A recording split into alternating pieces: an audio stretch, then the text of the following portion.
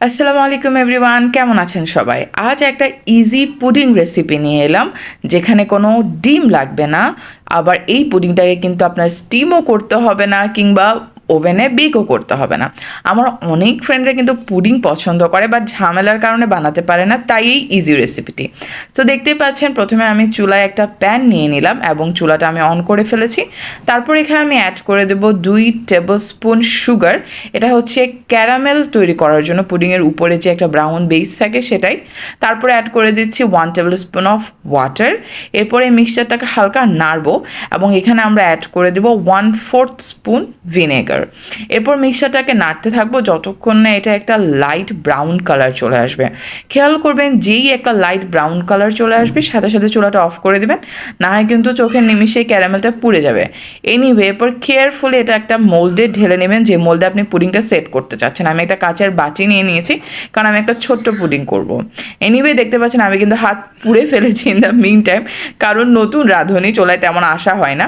Anyway, এরপর আমি আবার একটা পাত্রে চুলা অফ করে 1/2 কাপের মতো দুধ নিয়ে নিয়েছি, মানে পুরো 1 কাপ না, 1 কাপ থেকে অল্প কম। তারপর দিয়ে নিচ্ছি সুগার, এটা আপনার টেস্ট বাড অনুযায়ী। আমি মোটামুটি 2.5 tablespoon of sugar add করেছিলাম। এরপর দিয়ে দিচ্ছি কাস্টার্ড পাউডার। এখানে আমি অ্যাড করছি 2.5 tablespoon of custard powder.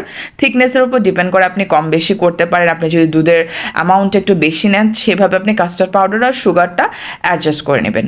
এরপর কি করব, আমি কাস্টার্ড পাউডারের সাথে এই পুরো মিক্সচারটা ভালো করে মিক্স করে নিব। এবং এই পর্যায়ে কিন্তু আমি চুলাটা অন করব। চুলাটা যদি আপনি আগে অন করে দেন, তাহলে কিন্তু লাম্প ফর্ম করার একটা চান্সেস থাকে এবং মিক্সচারটা ভালো করে ইভেনলি মিক্স হবে না। সো আমি সব কিছু মিক্স করে তারপর কিন্তু আমি চুলাটা অন করেছি এবং এটাকে অনবরত আমি নাড়তে থাকবো যতক্ষণ একটা থিক কনসিস্টেন্সি এটাতে চলে আসে। দেখতে পাচ্ছেন একটা থিক কনসিস্টেন্সি চলে এসেছে।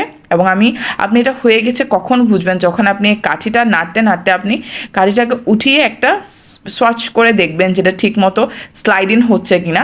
যখনই দেখবেন পারফেক্টলি স্লাইড ইন হচ্ছে, তখন আপনি বুঝে নেবেন যে আপনার মিক্সচারটা ঠিকমতো কুক হয়ে গেছে এবং এটাকে আর ঠিক করার প্রয়োজন নেই।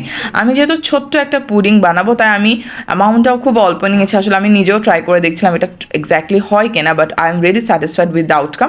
সো দেখতে পাচ্ছেন এটা কিন্তু এক্স্যাক্টলি রেডি হয়ে গেছে।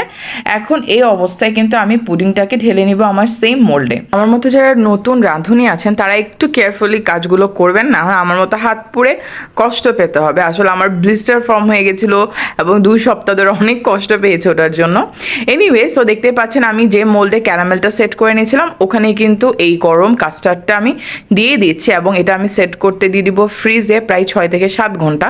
বাট আমি যেটা করেছিলাম, এটা আমি ওভারনাইট রেখে দিয়েছিলাম যাতে ঠিকমতো সেট হয়।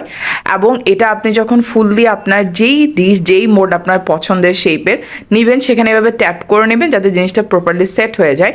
সো ফাইনালি আমি রেফ্রিজারেটর থেকে নিয়ে ফেলেছি এবং এটাকে ডিমোল্ড করব। ট্রাস্ট মি, পুডিংটা একবার যে ট্রাই করবে, সে আর ডিম দিয়ে কষ্ট করে স্টিম করে পুডিং খেতে চাইবে না। এটা বানাতে খুব ইজি এবং টেস্টটা জাস্ট অসাম হয়। আপনি ট্রাস্ট মি, এত দারুণ টেস্ট হয়। সো দেখতে পাচ্ছেন এটাই হচ্ছে আমার সেই কিউট পুডিংটা, আর এটা হচ্ছে আমার পুড়ে যাওয়া আঙ্গুল। আহা, অনেক কষ্ট পেয়েছে, তাই বি কেয়ারফুল। এনিওয়ে, সো দেখতে পাচ্ছেন খুবই কিউট লাগছে দেখতে এবং এটা এতটা সফট অ্যান্ড স্প্রিঙ্গি হয় যে আপনি যদি একটা স্পুন নিয়ে ওটার মধ্যে এভাবে হিট করেন, দেখবেন এটা খুব কিউট করে শেক করবে। এই পুডিংটা এতটাই ডেলিকেট হয় যে আমি জাস্ট ফ্যানের নিচে পুডিংটা রেখে গিয়েছিলাম, আর ফ্যানের বাতাসে যে হালকা হালকা নড়েছে, ওই কারণে এখানে ক্র্যাক হয়ে গেছে অটোমেটিক। তাই আমি ডালিম দিয়ে ওটা ডেকোর করে দিয়েছি।